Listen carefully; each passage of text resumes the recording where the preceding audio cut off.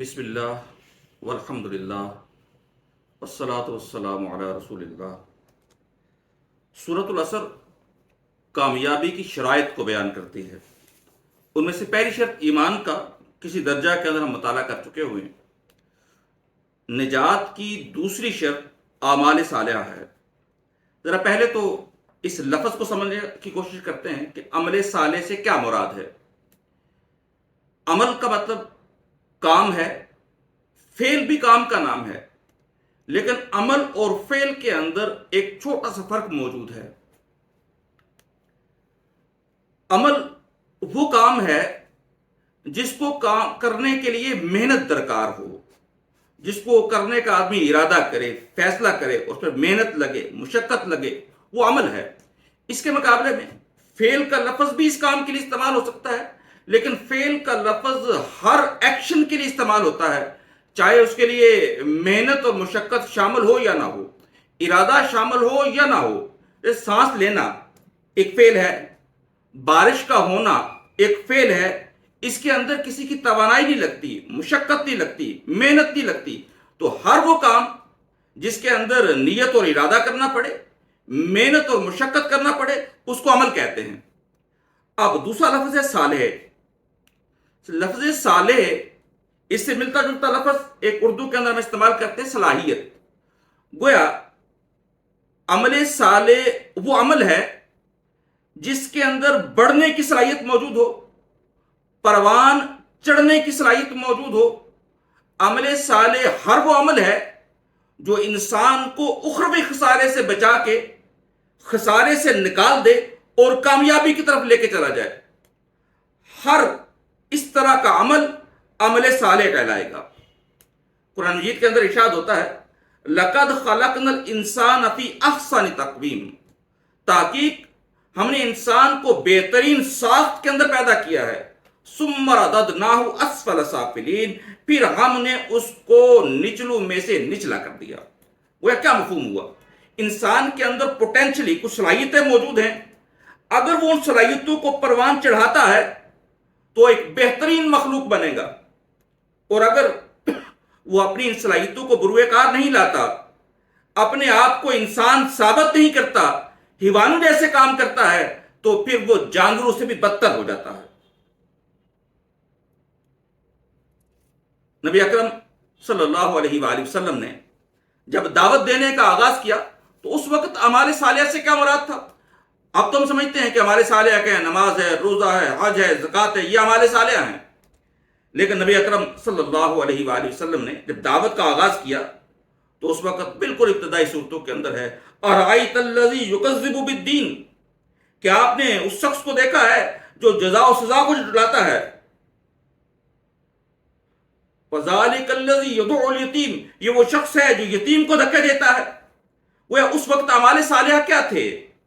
لوگوں کے ساتھ حسن سلوک کرنا، لوگوں کے مسائل کو حل کرنا، لوگوں کو دین کی دعوت دینا، لوگوں کے ساتھ دیانت پر مبنی رویہ اختیار کرنا، لوگوں کے ساتھ صداقت پر مبنی رویہ اختیار کرنا، یہ سارے کی ساری چیزیں اعمال صالحہ کے اندر شامل تھیں۔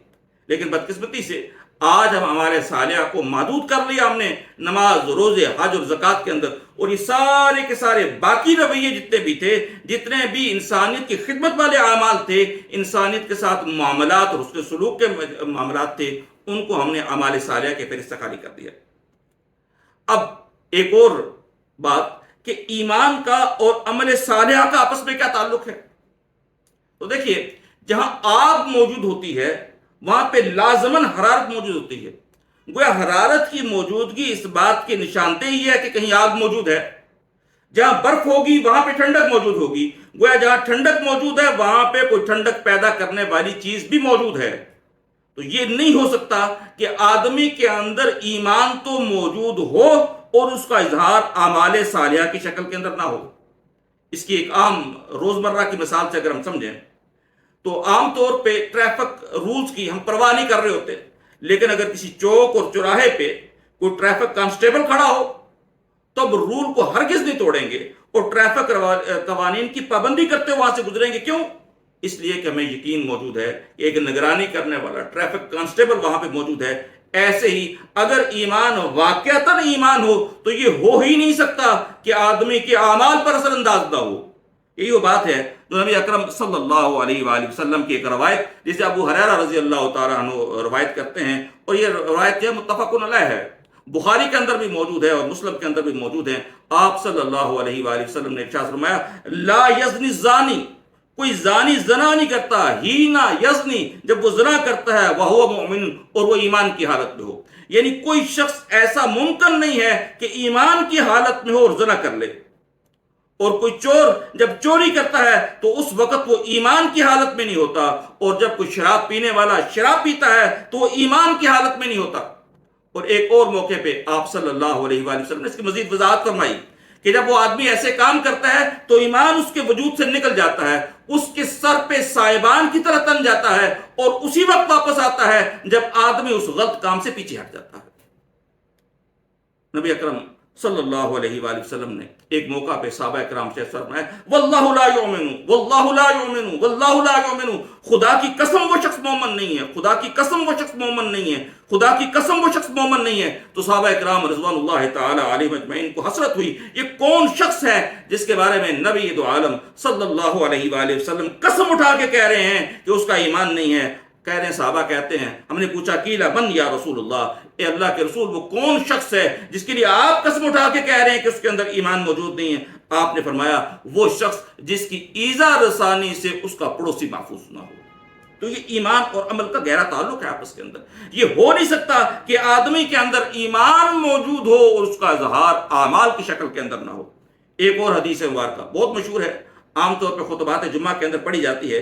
نبی اکرم صلی اللہ علیہ وآلہ وسلم ارشاد فرماتے ہیں، لا ایمان لمن لا امانت لہ، وہ شخص جس کے اندر امانت داری موجود، جس کا کوئی ایمان نہیں، ولا دین لمن لا عہد لہ، اور اس شخص کا کوئی دین نہیں جس کے اندر عہد کی پاسداری نہیں ہے۔ تو نتیجہ یہ نکلا کہ اگر آدمی کے اندر ایمان موجود ہے، ایمان حقیقی موجود ہے، قلبی ایمان موجود ہے، تو اس کا اظہار لازماً اعمال کی شکل کے اندر ہوگا۔